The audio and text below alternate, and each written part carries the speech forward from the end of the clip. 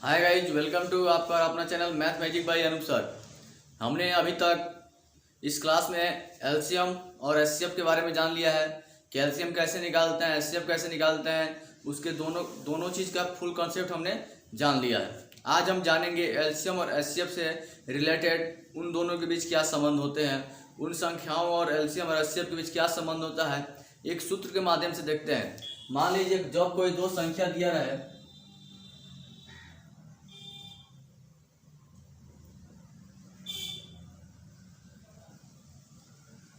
ए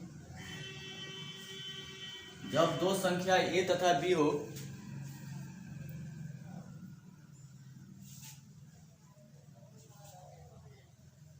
जब दो संख्या ए तथा बी हो तो इन दोनों संख्याओं का गुणनफल यानी ए इंटू बी इक्वल टू इन दोनों संख्याओं का एलसीएम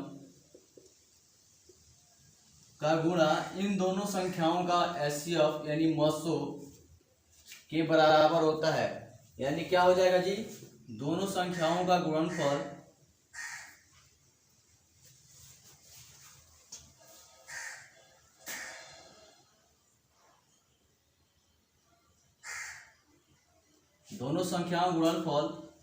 इक्वल टू लसो गुणे मसो। अब देखिए, हमने जब दो संख्या दिया रहा है तो हम जान चुके हैं इन दोनों संख्याओं का गुणनफल उनके लसो और मसो के बराबर होता है। यह एक खास रिलेशन होता है इन दोनों संख्याओं के बीच और इनके लसो और मसो के बीच। एक बात और, इन दोनों संख्याओं का लसो हमेशा उसके मसो से डिवाइड होगा, यानी लसो हमेशा मसो से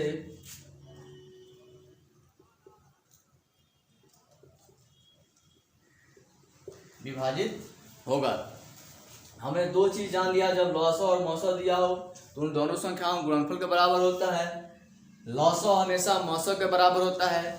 यहाँ से तीन फॉर्मूले निकल सकते हैं। मान लीजिए हमने दिया फर्स्ट नंबर, सेकंड नंबर, इन दोनों का बराबर होता है एलसीएम इंटू एचसीएफ का। अगर हम बारी बारी से निकालना चाहते हैं निकाल सकते हैं। एलसीएम इक्वल टू क्या हो जाएगा जी, वन पहला संख्या गुणे दूसरा संख्या बटा एचसीएफ हो जाएगा।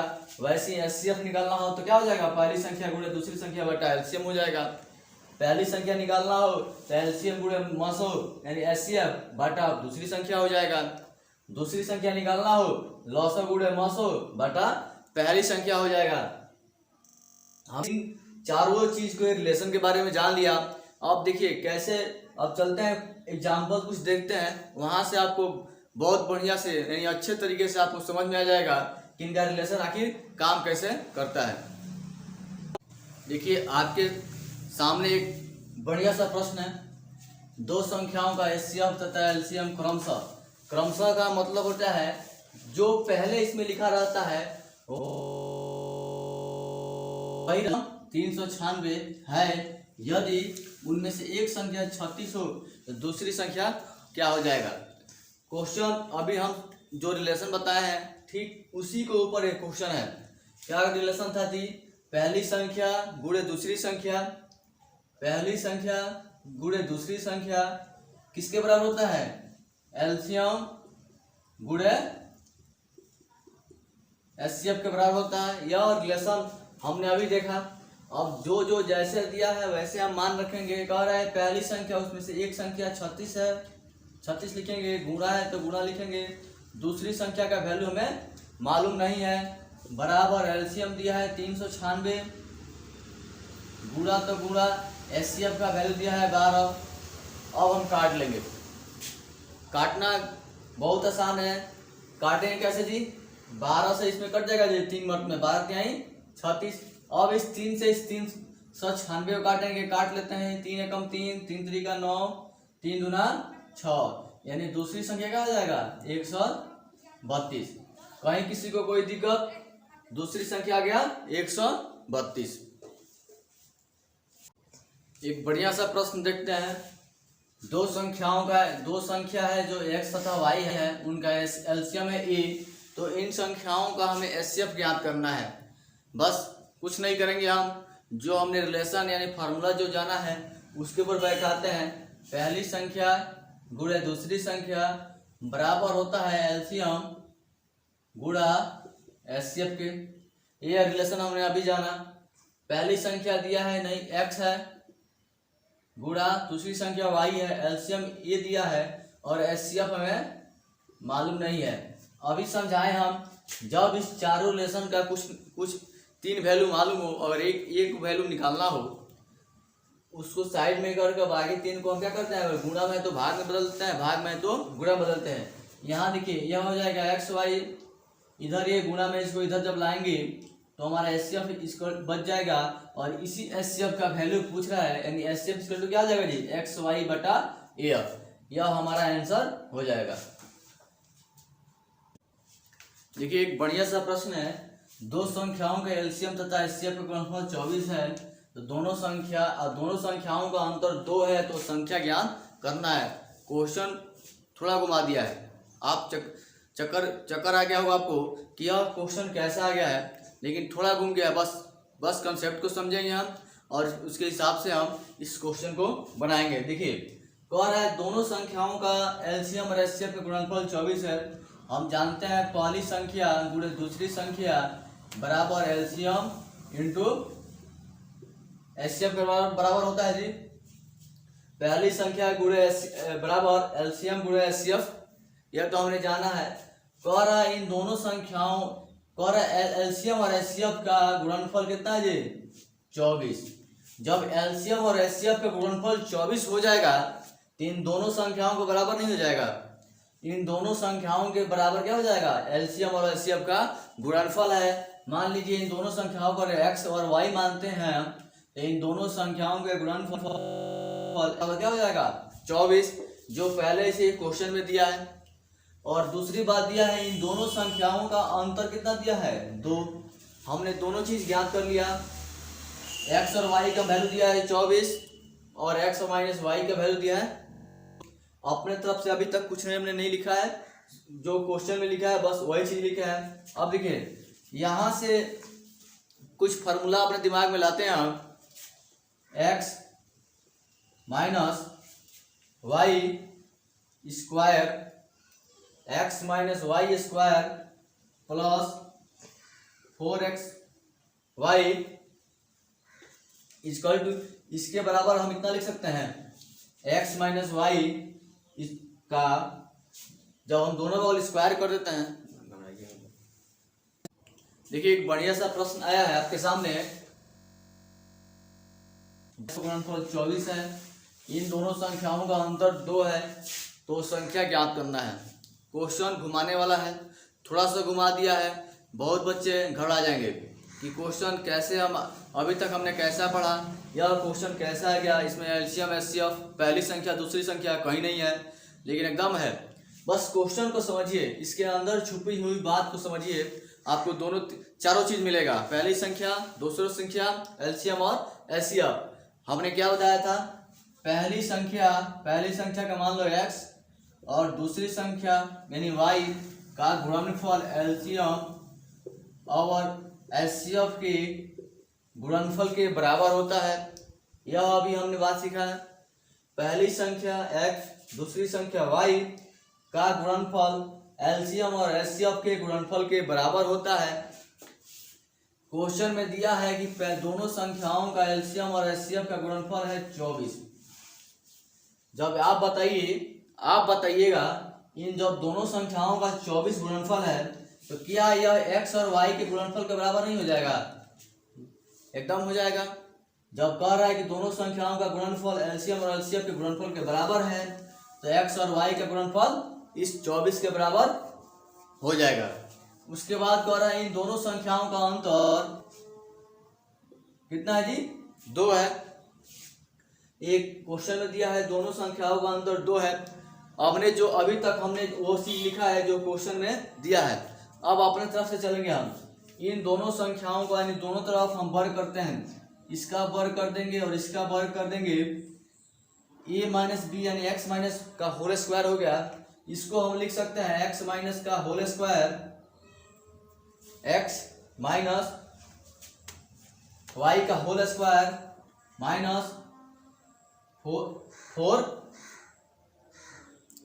Four X Y, X minus Y का होल स्क्वायर, और यह हो जाएगा 2 का स्क्वायर। जब इसको हम कन्वर्ट करेंगे तो यह हो जाएगा एक्स प्लस वाई का whole square minus 4x y. क्यों जी, इधर देखिए x square plus y square minus 2x y होता है किसका, एक्स माइनस वाई का होल स्क्वायर कह रहा है। और इसको जब लिखेंगे x square plus y square, जब प्लस में है तो 2x वाई हो जाएगा। और इधर क्या है 4x वाई, जब इसमें से इसको घटाएंगे तो क्या हो जाएगा माइनस 2x वाई और y square plus x square. यही चीज को सेम हमने इसी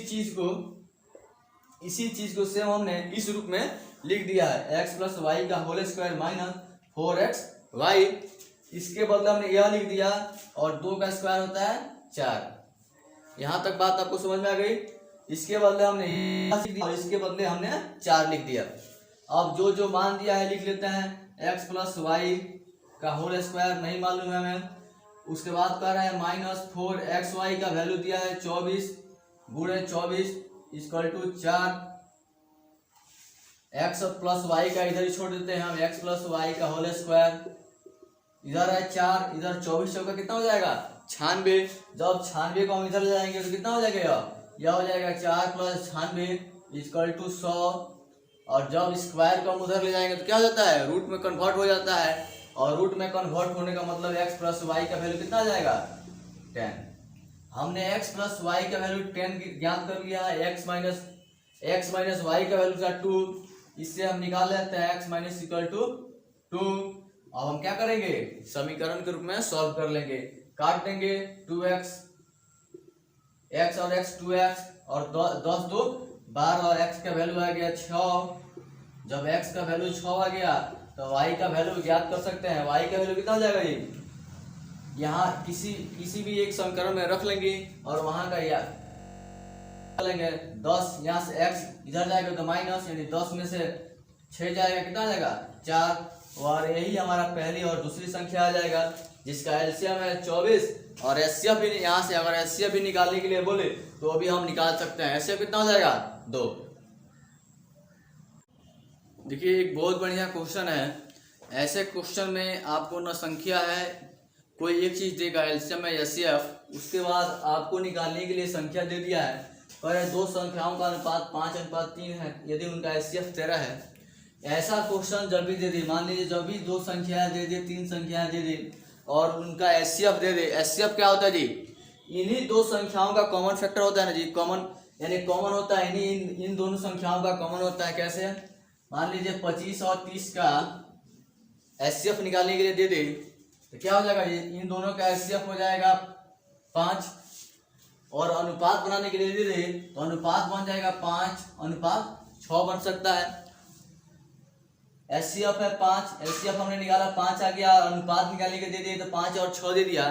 इसी एचसीएफ से जो एचसीएफ देता है, इसी एचसीएफ से इन दोनों में जब हम गुणा करेंगे तो हमारा संख्या निकल जाता है। यानी 5 से 5 में गुणा करेंगे 25 आ जाएगा, 5 में 6 से गुणा करेंगे 30 आ जाएगा। बस इसी माध्यम से हम इस चीज को कन्वर्ट करेंगे। हम देखिए ऐसा जब भी आपके सामने प्रश्न आ जाए और ऑप्शन, वहाँ हम सबसे पहले ऑप्शन के थ्रू चलते हैं। हमारा सटीक ऑप्शन कौन सा बैठता है, मान लीजिए अनुपात दिया है 5:3, संख्याओं का अनुपात दिया है 5:3 और इन दोनों संख्याओं का एचसीएफ है 13। अभी क्या समझा है, इन्हीं संख्याओं का गुणनफल ही वो संख्या होता है, यानी अनुपात और एचसीएफ का गुणनफल ही संख्या है। इस 13 से इसमें 5 में गुणा कर देंगे हम, इस 13 से इस 3 में गुणा कर देंगे और जो संख्या निकल के आ जाए वही हमारा क्या होता है, संख्या होता है। अब वहाँ ऑप्शन के थ्रू चलेंगे हम कि हमारा ऑप्शन क्या है। जब भी ऑप्शन होगा 13 और 5 के मल्टीपल में होगा, जब भी ऑप्शन होगा 13 और 3 के मल्टीपल में भी होगा, यहाँ 5 हो सकता है तो 10 होगा, 15 20 ऐसा हो सकता है, यहाँ 3 है तो 6 9 12 ऐसा हो सकता है। और जब HCF दिया है तो हम क्या करेंगे, यहाँ कोई HCF हो, कोई अनुपात हो, कोई HCF हो, जब भी संख्या निकालने के लिए दे दे हमें निर्धारक क्या करेंगे उसका मल्टीपल करके और ऑप्शन के थ्रू हम ठीक कर देंगे, वही हमारा 100% आंसर होगा। अगर मेरा यह वीडियो आप लोगों को अच्छा लग रहा है तो आप मेरे इस चैनल को सब्सक्राइब कीजिए, साथ में लेकर बेल आइकन को दबाइए, जिससे कि मेरा रोज के वीडियो आपके पास पहुंचे। लाइक कीजिए, शेयर कीजिए और कमेंट करिए, जिससे कि आपके साथ साथ मेरा भी मनोबल ऊंचा हो। यह वीडियो देखने के लिए आपको बहुत बहुत धन्यवाद, वेरी मच।